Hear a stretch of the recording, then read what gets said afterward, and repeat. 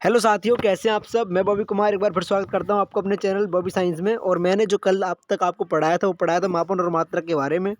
मापन और मात्रक के बारे में मैंने आपको एक वीडियो पहले से डाल चुका था, और आज जो वीडियो डालने वाला हूं वो गति के बारे में डालने वाला हूं। और गति जो है बहुत इंपॉर्टेंट टॉपिक है किसी भी एग्जाम के लिए। वनडे एग्जाम जितने भी होते हैं और जिस किसी में साइंस पूछी जाती है, और ये टॉपिक बहुत ही इंपॉर्टेंट हो जाता है गति का।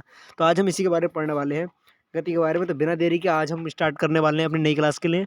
तो बने रही वीडियो में अंत तक हमारे साथ। और जिस किसी भैया ने आज तक हमारे चैनल को सब्सक्राइब नहीं किया, वो चैनल को सब्सक्राइब कीजिए और इसे शेयर कीजिए और ज़्यादा से ज़्यादा लाइक कीजिए। तो बच्चों, मैं आज डालने वाला हूँ गति। गति कहते किसे? देखो, गति की जो डेफिनेशन है हम इसे बाद में जानेंगे। इससे पहले हम एक चीज़ जानना चाहेंगे। एक चीज़ इससे पहले हम जो जानना चाहेंगे उसका नाम है निर्देश बिंदु। निर्देश बिंदु एक ऐसा पॉइंट जो किसी को निर्देश देता है, मतलब जो रेफरेंस पॉइंट है। इसे इंग्लिश में क्या कहते हैं? Reference point. रेफरेंस पॉइंट हम पहले इसे कवर करेंगे। हम पहले जब तक इसे नहीं जान पाएंगे तो गति को सीखना बहुत ही क्या कहते हैं कठिन हो जाएगा। तो हम इसे जानना चाहेंगे निर्देश बिंदु क्या है, मतलब गति के टॉपिक में निर्देश बिंदु का क्या काम है। तो देखिए, निर्देश बिंदु में अगर मैं बात करूं तो ये एक पॉइंट है। ये मान लीजिए ये एक पॉइंट है, और इस पॉइंट के अनुदिश में कहीं पर भी जाना चाह रहा हूँ, यहाँ जाऊँ चाहे इस दिशा में जाऊँ, मैं इस पॉइंट लगा लीजिए। तुम जहाँ बैठे हो आप यहीं से कल्पना कीजिए, यही आपका बिंदु है। यहीं आप जो बैठे हो, जहाँ पर भी आप बैठकर वीडियो देख रहे हो, यही आपका निर्देश बिंदु है। और यहाँ से आप कहीं पर भी जाएंगे तो वो कैसे जा पाएंगे?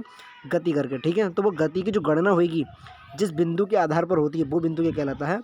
निर्देश बिंदु। तो मैं आपको समझा पा रहा हूँ कि निर्देश बिंदु आप जान रहे होंगे। निर्देश बिंदु किसे कहते हैं? जिस किसी भी जब भी हम किसी चीज़ की गणना करते हैं गति के चैप्टर में, तो हम निर्देश बिंदु से ही करेंगे, ठीक है। तो निर्देश बिंदु का डेफिनेशन लिखना चाहें तो लिख सकते हैं। निर्देश बिंदु, निर्देश बिंदु के बारे में हम लिखेंगे तो इसमें है, यदि किसी स्थिति एक निश्चित दूरी के सापेक्ष बदलती है, मतलब तो निर्देश बिंदु के बारे में जानेंगे। निर्देश बिंदु क्या है? वह बिंदु, वह बिंदु या वह पॉइंट जिसके अनुदिश वस्तु अपनी स्थिति में परिवर्तन लाती है। वस्तु अपनी स्थिति में परिवर्तन लाती है। स्थिति में परिवर्तन लाती है, मतलब वो सारे बिंदु जहाँ पर भी क्या होएगा, कोई वस्तु अपनी स्थिति में जिसके सापेक्ष परिवर्तन लाएगी, वो बिंदु क्या कहलाएगा? निर्देश बिंदु कहलाएगा, ठीक है। अब हम जानेंगे गति के बारे में। गति क्या है? सही है। अब हम पहले दूरी के बारे में पढ़ेंगे, सही है। दूरी के बारे में हम पढ़ना चाहेंगे। इससे पहले स्थिति देखेंगे। स्थिति क्या है? स्थिति तो आप समझ रहे होंगे, जो भी मतलब जो कंडीशन है, जहाँ बैठे हैं, चाहे जिस दिशा में बैठे हैं, कैसे बैठे हैं, तो वो पोजीशन के लिए तो स्थिति कहेंगे। तो ये तो सिर्फ इतना पढ़ने की बात है ना, है ना। पोजीशन के लिए ही स्थिति कहेंगे। पोजीशन गलत लिख रहे हैं यार। जिस स्थिति में हम बैठे हैं वो स्थिति कहलाएगी। और ये स्थिति क्या है? इसमें हमें दिशाएं पता होती है। तो इसलिए एक ऐसी राशि है, स्थिति आपसे पूछे खाली स्थिति कैसी राशि है, तो स्थिति सदिश राशि होती है। सदिश राशि होती है। सदिश राशि होती है। आगे देखो, इसके बाद हम पढ़ेंगे दूरी। दूरी क्या है? दूरी बहुत इंपॉर्टेंट है किसी चीज़ को समझने के लिए। दूरी, पहले दूरी के बारे में जानेंगे। दूरी क्या है? या डिस्टेंस, इसे इंग्लिश में क्या कहते हैं? डिस्टेंस। तो डिस्टेंस क्या है? किसी वस्तु द्वारा, किसी वस्तु या कोई भी चीज़ वस्तु द्वारा तय किया गया मार्ग दूरी कहलाता है। दूरी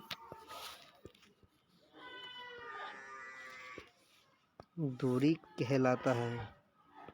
मतलब जो भी मार्ग कोई वस्तु तय करती है, जैसे कोई पथ की लंबाई के लिए कह लो, कोई आदमी चल के गया किसी दूरी पे, लगा लो इस बिंदु से, रेफरेंस पॉइंट से, और इतनी दूर गया, तो ये क्या है? इसकी दूरी कहलाएगी।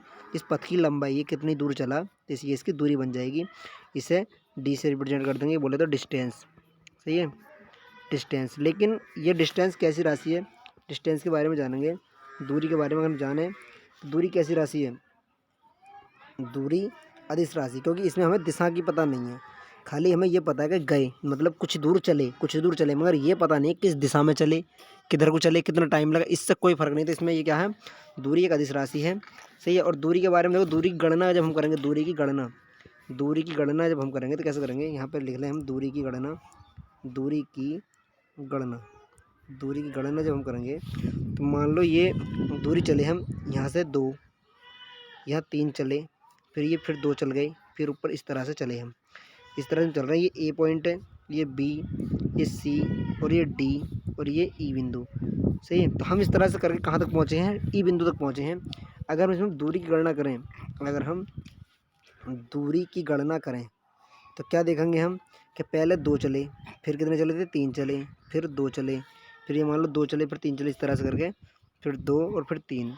तो हम क्या देख पाएंगे कि कुल कितनी दूरी चल गई, हम कुल कितनी दूरी यहाँ पर चल गई हैं। तो ये हम देख पाएंगे, देखो 3 2 5 2 7 3 10 और 2 12। तो हम कोई भी चीज़ 12 यूनिट हम इसमें कवर कर चुके हैं, हम 12 यूनिट कवर कर चुके हैं। तो दूरी जो हमेशा क्या होती है, कुछ ना कुछ मान उसका जरूर आता है, दूरी का परिमाण होता है, दूरी का जो है परिमाण होता है। तो सबसे मेन चीज़ इसमें पॉइंट लिखेंगे, वेरी वेरी इंपॉर्टेंट पॉइंट है। ये इंपॉर्टेंट पॉइंट क्यों है, देखो दूरी और विस्थापन एक ही जैसे हैं, लेकिन इनमें फ़र्क क्या है वो यहाँ पे हम जानेंगे। तो दूरी क्या होती है, दूरी के साथ साथ देखो जो चीज़ें पढ़ेंगे हम, दूरी के साथ विस्थापन के लिए पढ़ेंगे, और चाल के साथ हम क्या पढ़ेंगे, यहाँ पे जब चाल पढ़ाऊँगा मैं तो चाल के साथ हम वेग के लिए पढ़ेंगे। तो पहले हम दूरी के बारे में लिखेंगे। दूरी क्या होती है, दूरी हमेशा धनात्मक होती है। सही है। ये बहुत इंपॉर्टेंट पॉइंट है। फिर नेक्स्ट पॉइंट क्या है, यह कभी शून्य नहीं होती, मतलब ये कभी भी जीरो नहीं होगी। दूरी कुछ ना कुछ कवर जरूर करेगा, कोई व्यक्ति चलेगा तो कुछ ना कुछ दूरी वो जरूर कवर करेगा। ठीक है। अगर लगा लो जाकर 5 किलोमीटर जाकर वापस भी आ जाए तो कितना चल गया, वो 10 किलोमीटर चल गया, क्योंकि दूरी कभी जीरो नहीं होती और हमेशा कैसी होती है, धनात्मक होती है। ये इंपॉर्टेंट पॉइंट है, यहीं से क्वेश्चन आते हैं, यहीं से ही क्वेश्चन पूछे जाते हैं। सारी की सारी बातें आप कॉपी में नोट करके लिखेंगे। ये कभी जीरो नहीं होती, तो दूरी कभी भी जीरो नहीं होती है। नेक्स्ट बात, यह ऋणात्मक नहीं होती। ठीक है। धनात्मक होती है, ऋणात्मक तो कभी होती नहीं है। अब अगर मैं आपसे बात करूँ, लगा लो 5 किलोमीटर ये भाई गया, 5 किलोमीटर गया ए से बी तक 5 किलोमीटर गया, और 5 फिर बी से ए तक वापस आया। तो इसमें दूरी कितनी हो जाएगी, अगर हम दूरी की बात करें तो दूरी हो जाएगी 5 तो वो जाने में और 5 उसके आने की दूरी। तो कुल दूरी कितनी हो जाएगी, 10 किलोमीटर। मान लो 10 किलोमीटर गया, दूरी क्या होती है, ये हो गया। ठीक है। अब हम इसके ही अपोजिट क्या पढ़ने वाले हैं, विस्थापन पढ़ने वाले हैं, जिसे हम डिस्प्लेसमेंट कहते हैं।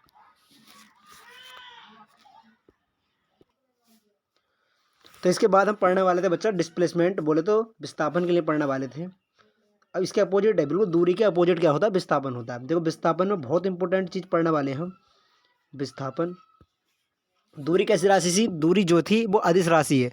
क्यों है अदिश राशि, क्योंकि उसमें सिर्फ परिमाण है, उसकी कोई दिशा नहीं है। सही है।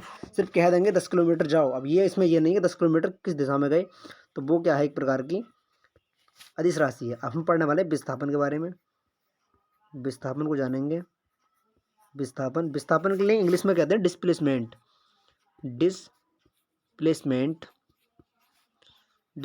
बोलते हैं। बच्चा देखिए, अच्छा बोर्ड नहीं है, अच्छा संसाधन नहीं मेरे पास, तो मैं अच्छा तो पढ़ा सकता हूँ ना। तो आप बस मेरे साथ एंड तक बने रहिए और विश्वास कीजिए, आपके लिए जो विज्ञान के अंदर जितने भी क्वेश्चन होने वाले हैं ना, वो एक एक क्वेश्चन कवर हो जाएगा। क्योंकि हम जो ज़्यादातर मैं देखता हूँ यूट्यूब के अंदर थ्योरिकल बहुत कम लोग पढ़ाते हैं, डायरेक्ट वो बताते हैं क्वेश्चनों पर, और क्वेश्चनों से डायरेक्ट नहीं सीख सकते, डायरेक्ट जब तक हम थ्योरी नहीं पढ़ सकते। और मेरी जो क्लास है वो टोटल एनसीईआरटी बेस्ड है। जो एनसीईआरटी को उठाकर देख लीजिए, बिल्कुल मिलती जुलती क्लास है उनसे। चाहे तो आप एनसीईआरटी को भी लगा सकते हैं साथ में। तो कोई किताब खरीदने की जरूरत नहीं है, सिर्फ एनसीईआरटी खरीदो 9th 10th की, और उन्हें पढ़ना स्टार्ट करो। सही है। कोई एडवांस किताब से करने की जरूरत नहीं, और लगातार मतलब क्लास से बने रहो तो आपका काम बन जाएगा। ठीक है। तो डिस्प्लेसमेंट के बारे में लिखेंगे। तो डिस्प्लेसमेंट क्या है कि किसी वस्तु द्वारा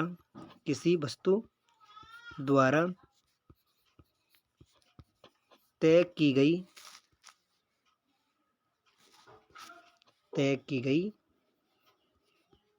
न्यूनतम दूरी, न्यूनतम बोले तो कम से कम, न्यूनतम के लिए कम से कम कहते हैं, कम से कम दूरी क्या कहलाती है, विस्थापन कहलाता है। ठीक है, विस्थापन कहलाता है।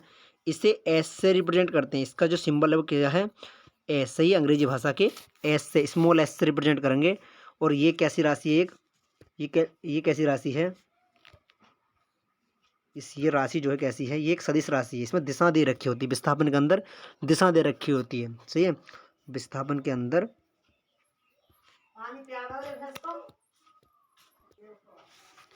विस्थापन जो है, विस्थापन कैसी राशि है, विस्थापन सदिश राशि है। विस्थापन सदिश राशि है। ठीक है, तो विस्थापन जो कैसी राशि है, विस्थापन सदिश राशि है। और इसके बाद हम देखेंगे विस्थापन का जो मात्रक है, विस्थापन को मीटर मापते हैं, विस्थापन के लिए मीटर मापते हैं। इसके मात्रक की बात करें हम, इसका मात्रक क्या है, ये मैंने बताया था मीटर। विस्थापन का जो मात्रक है मीटर होता है, इसका मात्रक मीटर होता है। और मैंने अपनी मतलब मात्रक और बीमा वाली क्लास में ही बताया था कि इसकी जो बीमा, अगर हम लिखेंगे बीमा, तो बीमा इसकी जो होगी वो एल होगी। ठीक है, खाली एल।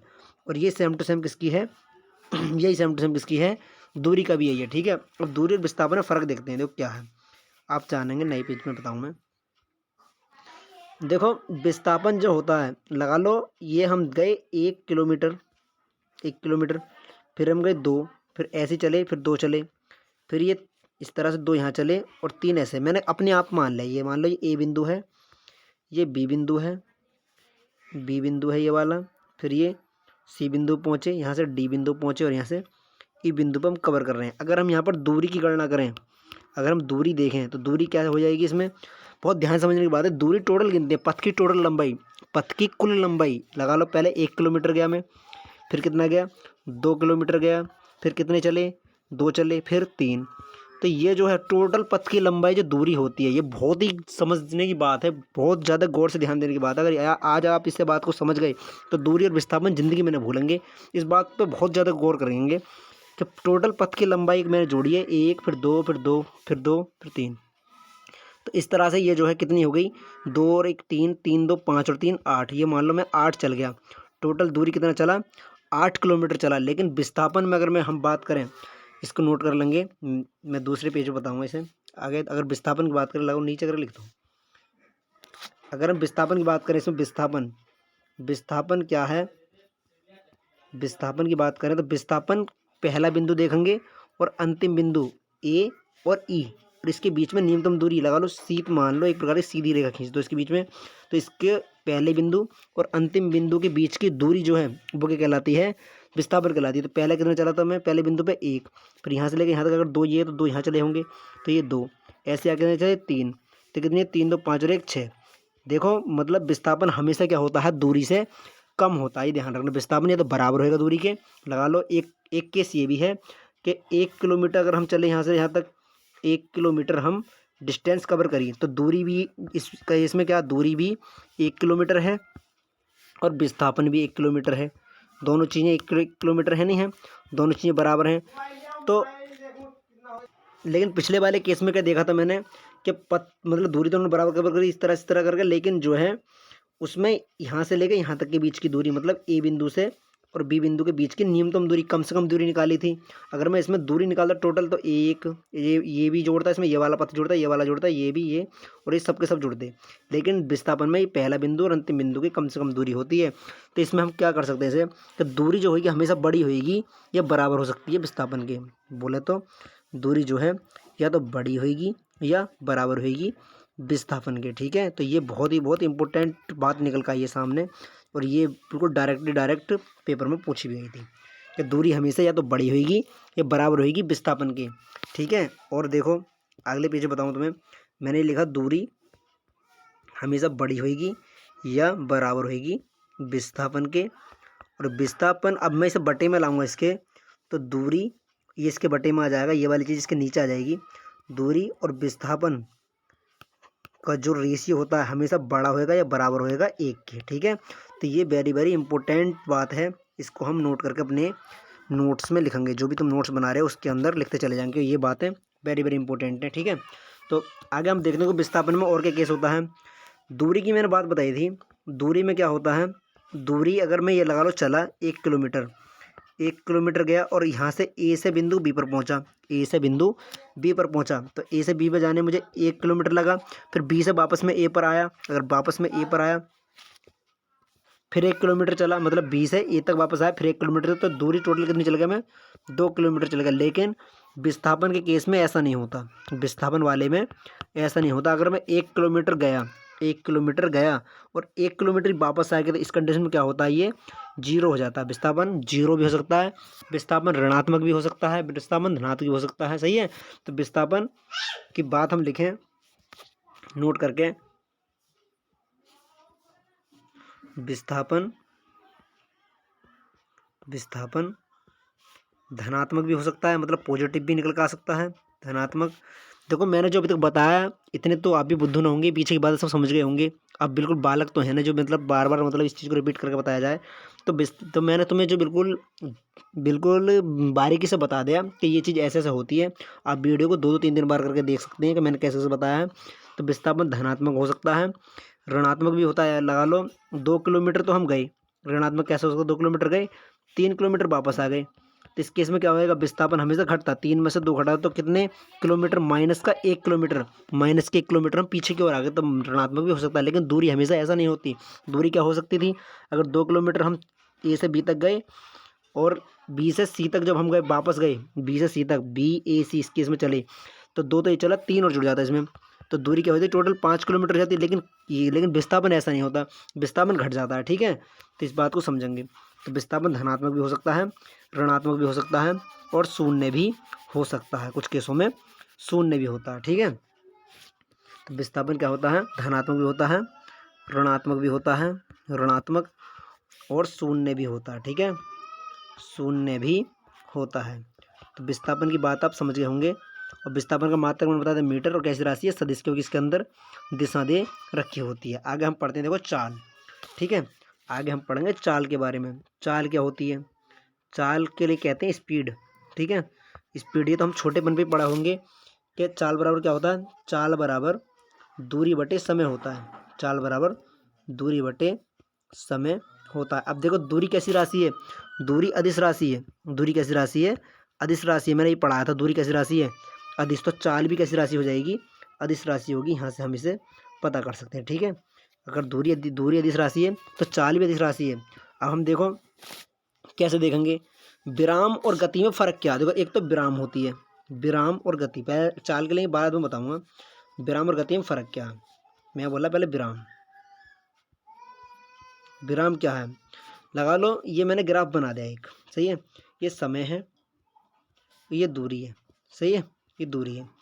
लगा लो 1 मिनट था, 1 मिनट था, सही है, ये स्थिति है, ये स्थिति, सही है, कि 1 मिनट था तो वस्तु फिर भी मतलब अपनी स्थिति में ही थी। एक सॉरी मतलब 1 मिनट रुको, मैं इसमें दूसरा ग्राफ बनाऊँ, समय नीचे लेंगे इस वाले में, नेक्स्ट ग्राफ में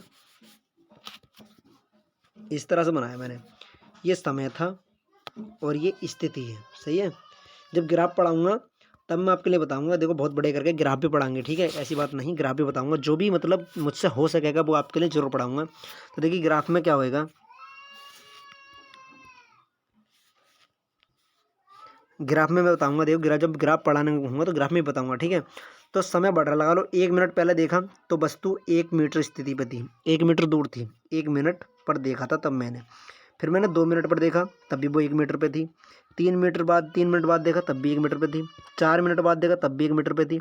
तो स्थिति में कोई परिवर्तन नहीं हो रहा है, सिर्फ समय परिवर्तन हो रहा है। जब इस समय के साथ स्थिति चेंज नहीं हो, समय बढ़ता जा रहा है, समय बढ़ता जा रहा है। देखो वस्तु 1 मीटर दूरी पर अपनी जगह फिक्स है, तो हम क्या कह सकते हैं, वो वस्तु विराम अवस्था में। जैसे मैं अपने यहाँ पर बैठा हूँ और कोई गाड़ी दूर खड़ी है, और मैं यहाँ पर बैठा हूँ, कोई गाड़ी यहाँ खड़ी है, ठीक है, सही है। तो ये गाड़ी मैंने 1 मिनट पहले देखी तब भी यहीं खड़ी थी, 2 मिनट बाद देखी तब भी यहीं खड़ी थी, 3 मिनट बाद देखी तब भी यहीं खड़ी थी। तो इसका मतलब ये है ना, ये यहीं है, मतलब इसी जगह ही है, ये जा ही ना रही कहीं के लिए। तो इसे कह सकते हैं विराम अवस्था में, ये विराम अवस्था में है। ये कंडीशन क्या कहलाती है, विराम कहलाती है। तो हम जो नेक्स्ट डेफिनेशन लिखेंगे वो विराम के बारे में ही लिखेंगे, विराम के बारे में। जब कोई वस्तु जब कोई वस्तु समय के साथ समय के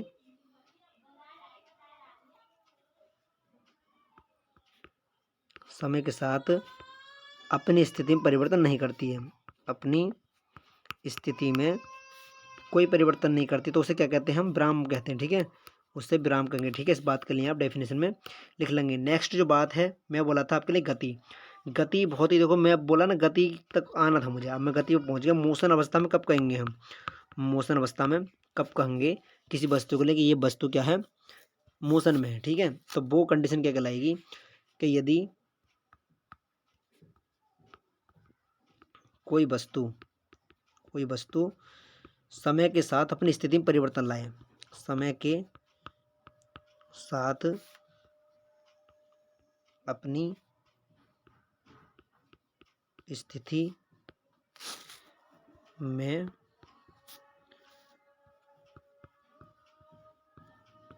परिवर्तन करती है। जब कोई वस्तु क्या करेगी, समय के साथ अपनी स्थिति में परिवर्तन करेगी, तो क्या करेंगे, गति। वो क्या कहलाती, गति।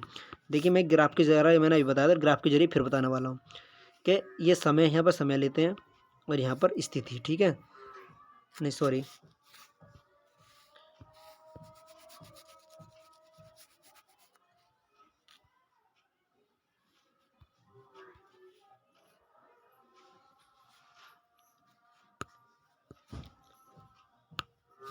ये मान लीजिए यहाँ पर मैंने लिया समय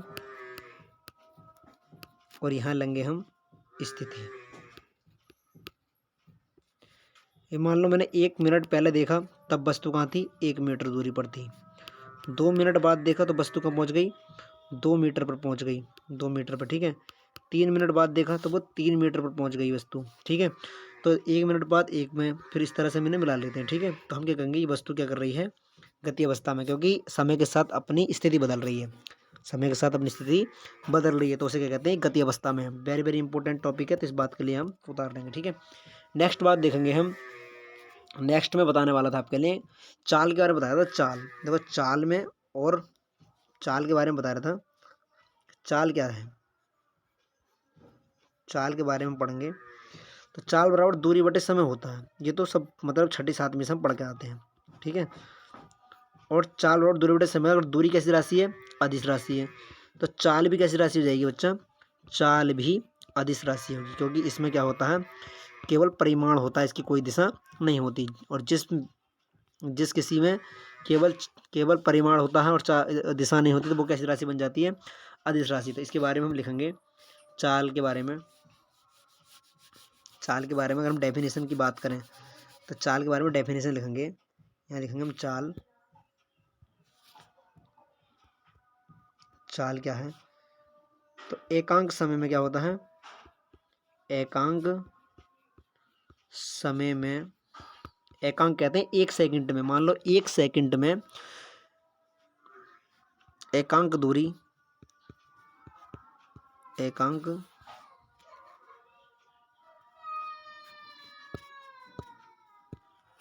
समय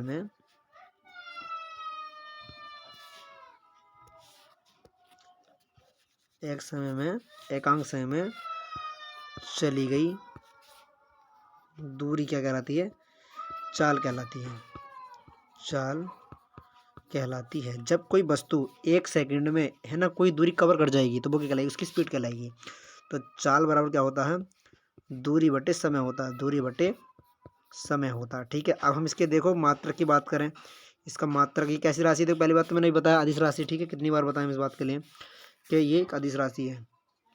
इसके मात्रक की बात करें तो चाल को, दूरी का मात्रक क्या है, मीटर, दूरी का मात्रक होता है मीटर, और समय का मात्रक सेकंड। तो इसका जो मात्रक हो जाएगा मीटर पर सेकंड। ठीक है, ये मैंने अपनी क्लास में मतलब मापन और मात्रक में भी पढ़ाया है। ठीक है, तो चाल का जो मात्रक हो जाएगा मीटर पर सेकंड हो जाएगा, मीटर पर सेकंड। और इसकी बीमा की बात करें, देखो जो चीज़ आती है वो पढ़ें तो अच्छी बात है, फालतू की चीज़ें ना पढ़ें तो अच्छी बात है। ठीक है, अगर मैं यहाँ पे बैठ के 10 मिनट तक यही क्वेश्चन लगाए जाऊँ कि चाल के बारे में उल्टे सीधे क्वेश्चन, तो उनसे भला होने वाला है ना। हम पढ़ें, सही दिशा में पढ़ाई करें, तो हमारा रिजल्ट भी सही ही आएगा।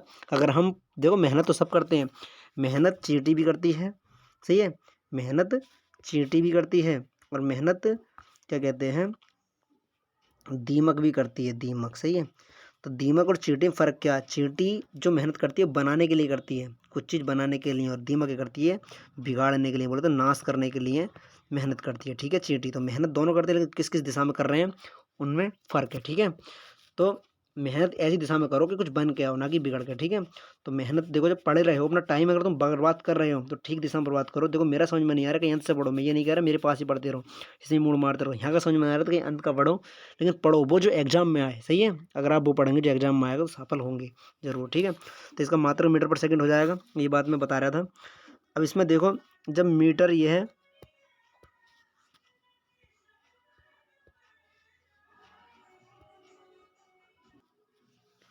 अगर मैं इसमें मीटर पर सेकंड को लिखना चाहूँ, मैंने पिछली कक्षा में बताया था कि सेकंड ऊपर आएगा तो इन्वर्स बन जाएगा, ठीक है। ये ऊपर आएगा, जब एक घात ऊपर आती है तो इस फॉर्म में आती है, ठीक है। तो इसका मात्रक ये बन जाएगा। इसकी बीमा की बात करें हम, चाल की बीमा, चाल की बीमा की बात करें, कैसे चल रहा है पेन,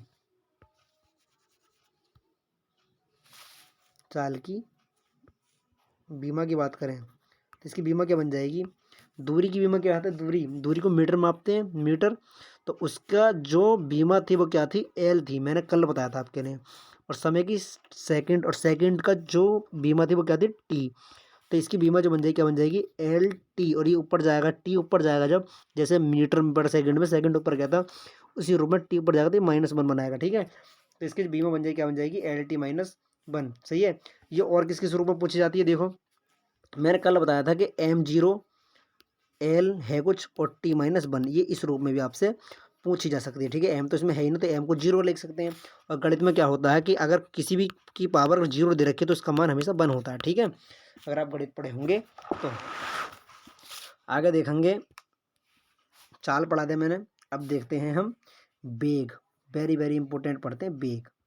बेग क्या है, तो बेग के बारे में हम पढ़ रहे हैं। बेग क्या होता है, बेग विस्थापन परिवर्तन की दर होती है, विस्थापन बटे समय, क्या एक समय में कितना विस्थापन कवर कर रहा है, ठीक है। नेक्स्ट मतलब पहले इस बात को ख़त्म करता हूँ मैं, ये वाला भी, इसमें कुछ बिंदु रह रहे हैं उन्हें ख़त्म करें। तो देखो चाल में जो होता है, चाल में बोला एकांक समय की बात बोले थे मैंने। कोई चाल, चाल कैसे कहेंगे कि 1 मीटर दूरी जब कोई भी वस्तु 1 सेकंड में कवर कर जाएगी तब वो क्या कहलाएगी, 1 मीटर पर सेकंड कहलाएगी, ठीक है। अगर जब कोई वस्तु 1 मीटर की दूरी, मतलब 1 मीटर की दूरी एकांक समय की मतलब बात ये होती है कि एक समय ले लो, एक ही सब चीज़ एक यूनिट लो। 1 मीटर दूरी कोई वस्तु जब 1 सेकंड में कवर कर जाएगी तो वो कहलाती है 1 मीटर पर सेकंड स्पीड से चल रही है, ठीक है। इसकी बीमा मैं सब बता चुका हूँ। अब विस्थापन बेग की बात चल रही है, तो विस्थापन बटे समय इसका होता है।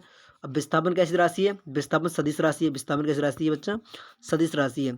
तो बेग भी कैसी राशि हो जाएगा, सदिश ही राशि होगी, ठीक है। बेग भी सदिश राशि होगी। और बेग की डेफिनेशन की बात करें तो क्या लिख सकते हैं बेग की डेफिनेशन के लिए, बेग की अगर हम डेफिनेशन लिखें तो बेग की डेफिनेशन क्या बनेगी। बेग जो होता है, बेग हमेशा क्या होता है कि एकांक समय में या विस्थापन परिवर्तन की दर एकांक समय में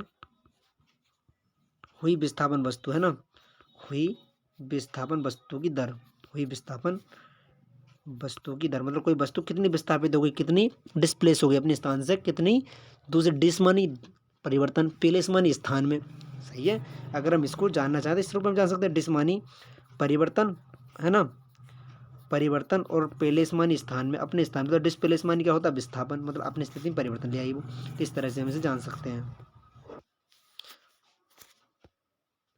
तो इस तरह से पढ़ सकते हैं एकांक समय में हुई विस्थापन वस्तु, तो मतलब इसका एक समय में कोई वस्तु कितनी विस्थापित हो जाएगी। तो बेग को हम लिखेंगे देखो इस तरह से, बेग के लिए 1 मीटर विस्थापित हो गई, क्योंकि विस्थापन मात्रक मीटर होता है, और 1 सेकंड हो गई तो क्या होता है 1 मीटर पर सेकंड, ठीक है। तो 1 मीटर पर सेकंड क्या हो जाएगा, उसका मात्रक हो जाएगा, वेलोसिटी कितनी हो जाएगी उसकी, 1 मीटर पर सेकंड, ठीक है। तो बेग क्या हो जाएगा, 1 मीटर पर सेकंड, ठीक है। इसे किससे रिप्रेजेंट करते हैं, इसे बी से रिप्रेजेंट करते हैं, ठीक है। इसे स्मॉल बी से रिप्रेजेंट करते हैं। विस्थापन के लिए एस से करते हैं और समय के लिए टी से, ठीक है। तो ये बात ध्यान रखना, सही है।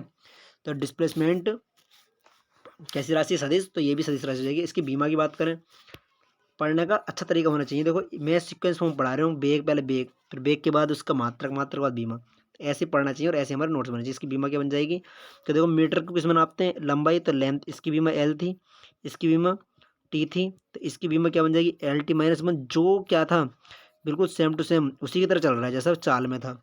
अगर आपसे पूछा जाए कि निम्नलिखित में से, ऐसे क्वेश्चन आया भी है कि निम्नलिखित में से कौन दो राशि ऐसी हैं जिनके मात्रक और बीमा समान है, तो चाल और बेग, चाल की भी ऐसी सेम टू सेम है और बेग का भी सेम है। तो चाल और बेग के जो मात्रक हैं और बीमा है दोनों समान ही है। ठीक है, इस बात को आप भी देख रहे हैं। देखो जैसे मैंने आपके लिए बताया था, चाल क्या होती है, चाल हमेशा चाल हमेशा धनात्मक होगी। ठीक है, चाल हमेशा धनात्मक होगी। जैसे दूरी में था, चाल हमेशा धनात्मक होती है।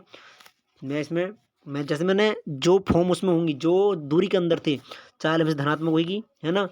और अगर हम बेग की बात करें, बेग धनात्मक भी हो सकता है, धनात्मक भी होता है, ऋणात्मक भी हो सकता है बेग, क्योंकि विस्थापन के अकॉर्डिंग काम करता है ये। तथा कैसा हो सकता है, बेग शून्य भी हो सकता है। ठीक है, लेकिन चाल कभी शून्य नहीं हो सकती। शून्य चाल का मतलब वस्तु स्थिर अवस्था में, लेकिन बेग शून्य भी हो सकता है, बेग शून्य भी होता है। जो फॉर्म उसमें चल रही थी वही कंडीशन इसमें फॉलो करेंगे। आगे देखो, चाल बटे चाल जो है हमेशा बड़ी होगी या बराबर होगी दूरी मतलब सॉरी विस्थापन के आपसे पूछा चाल और विस्थापन क्या संबंध है, तो ये दिखा देंगे। चाल हमेशा बड़ी होगी या बराबर होगी विस्थापन के। ठीक है, या चाल बटे विस्थापन का जो संबंध निकल कर आएगा, चाल बटे विस्थापन का जो संबंध निकल कर आएगा वो क्या होएगा, ग्रेटर देन इक्वल टू 1। ठीक है, कि हमेशा इनका संबंध इसके इक्वल है। ठीक है, तो ये बात हम जान गए हैं। आगे हम चाल पढ़ लें, बेग पढ़ लें। नेक्स्ट टॉपिक पढ़ेंगे हम, आगे पढ़ेंगे हम त्वरण के बारे में। ठीक है, त्वरण के बारे में पढ़ेंगे। त्वरण क्या है, त्वरण जो होता है वेग परिवर्तन की दर होती है, वेग परिवर्तन की दर। ठीक है, वेग परिवर्तन की दर के लिए क्या कहते हैं, त्वरण कहते हैं। वेग परिवर्तन दर के लिए त्वरण कहते हैं, ये बात सब जानेंगे। तो त्वरण की अगर हम इसमें फार्मूला बनाना चाहते क्या बन सकता है, त्वरण जो है बराबर होता है वेग परिवर्तन बटे समय, वेग परिवर्तन बटे समय। ठीक है,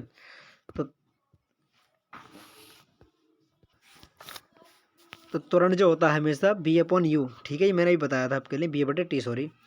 बी जो है बेग का जो मात्रक होता है मीटर पर सेकंड, यही बताया था मैंने पिछले, अभी बता भी चुका हूँ, मीटर पर सेकंड, और सेकंड का एक और जुड़ जाएगा ये, तो इसका जो मात्रक बन जाएगा मीटर पर सेकंड स्क्वायर बनेगा, और इसे चेंज करेंगे तो मीटर सेकंड माइनस 2। ठीक है, तो ये इस तरह का ये बन जाएगा। इसकी बीमा की बात करें, बीमा कैसे बनेगी इसकी, तो मीटर की इसकी देखो बेग की जो निकल कर आई थी LT-1 निकल कर आई थी अभी मेरे द्वारा जो मैंने बताई थी, और इसकी हो जाएगी, इसकी जो बीमा हो जाएगी सेकंड की, वो टी एक और जुड़ जाएगी इसमें, तो जो ऊपर जाएगा तो ये माइनस का ऊपर जाएगा तो माइनस एक और ऊपर जुड़ जाएगा, तो LT-2। इसमें M0 है, M0 LT-2 ऐसी भी होती है। ठीक है, M0 LT-2। तो याद रखेंगे इसकी बीमा क्या है। और त्वरण एक सदिश राशि है। त्वरण कैसी राशि है, सदिश राशि है। सही है, देखो ये मैं सूत्र बताता हूँ मारती। ये बराबर जो था क्या था, B minus you upon T, B minus you बटे टी। ये क्या था, इसका सूत्र था, मतलब बेग परिवर्तन के समय दर, बेग परिवर्तन मतलब यू से बी हो गया बेग, ये मान लो यू से बी हो गया, और कितनी देर में टी उसमें समय लगा, और एक त्वरण है उसका। तो इससे ये समीकरण बनकर आया था बी बराबर यू प्लस ए टी। अगर आपसे पूछा जाए ये सब समीकरण कहाँ से बना था, ये था। ठीक है, और इन समीकरणों को बताया किसने था, तो गैलोलियो नाम के साइंटिस्ट थे। हमसे पूछे कि गति के समीकरण किसने बताया, तो गति के समीकरण में लिख देता हूँ पहले सारे के सारे। ठीक है, बेसिकली बता दे रहा हूँ, गति के समीकरणों को किसने दिया था, गति के समीकरण जो बताने वाले वैज्ञानिक थे वो कौन थे, गैलीलियो। कौन थे, गैलीलियो। गैलीलियो जो थे उन्होंने गति के समीकरणों को बताया था। ठीक है, तो ये क्वेश्चन भी ऐसे ही कैसे आ जाते हैं। ठीक है, 3 समीकरण दिए थे। नंबर 1 ये था बी बराबर you plus A T. Number 2 समीकरण ये था एस बराबर U T plus 1/2 A T square. फिर एक समीकरण क्या था, बी स्क्वायर बराबर यू स्क्वायर प्लस 2AS। ये 3 समीकरण उन्होंने बताए थे। ठीक है, अब देखो मैं कल आपके लिए एक नई क्लास लेकर आने वाला हूँ, इससे भी एडवांस क्लास लाऊंगा। आज की जो क्लास थी वो सिर्फ बेसिक क्लास थी, केवल बेसिक में बताने वाला था गति का क्या क्या बेसिक है। ठीक है, इससे जो नेक्स्ट क्लास है वो और भी एडवांस होने वाली है, जिसमें मैं गति के समीकरणों के ग्राफ बताऊंगा, और इनमें जो संबंध होते हैं कि कौन से समीकरण किस संबंध में। वेरी वेरी इंपॉर्टेंट क्लास है जो नेक्स्ट क्लास आने वाली है, तो बहुत इंपॉर्टेंट होने वाली है। इंपॉर्टेंट ये भी थी, अगर आपने अभी तक चैनल सब्सक्राइब नहीं किया तो जरूर सब्सक्राइब करें और वीडियो को शेयर करें। मिलते हैं नेक्स्ट वीडियो में, तब तक के लिए बाय बाय।